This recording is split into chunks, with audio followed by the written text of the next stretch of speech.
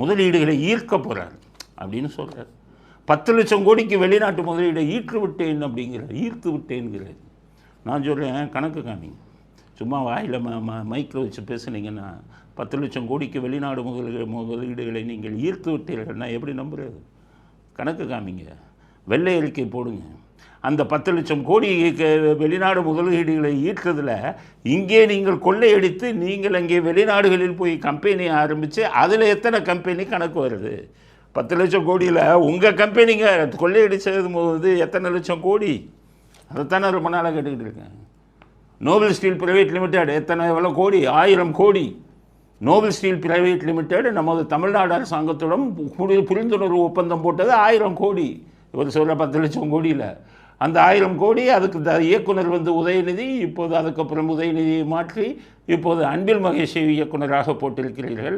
அது உங்கள் கம்பெனி, அதுக்கு 1000 கோடி.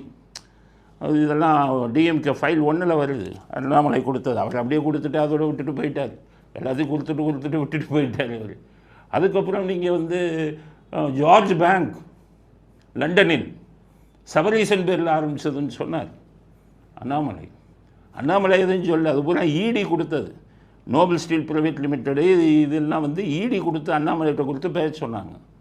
அதில் தான் அங்கே ஜார்ஜ் பேங்க், அந்த ஜார்ஜ் பேங்க்லேருந்து முதலீடு நீங்கள் கொள்ளையடித்த பணத்தில் எவ்வளோ முதலீடு பண்ணீங்க, இங்கே எவ்வளவு வெளிநாடுகளுக்கு வட்டிக்கு விட்டுருக்கீங்க, இந்த கணக்கெல்லாம் சொல்லுங்கள். 10 லட்சம் கோடி 10 லட்சம் கோடின்னு ஊரை ஏமாற்றிக்கிட்டு எவ்வளோ நாள் தான் சொல்லுவீங்க? அதனால் வெளிநாடுகளின் முதலீடை ஈர்த்த கதை இந்த கதை தான். நீங்கள் நினச்சிடாதீங்க, இவர் ஆட்சிக்கு வந்த 4 வருடத்தில் 10 லட்சம் கோடிகளை வெளிநாட்டு முதலீடுகளை ஈர்த்து விட்டாருன்னு யாரும் நம்பிடாதீங்க.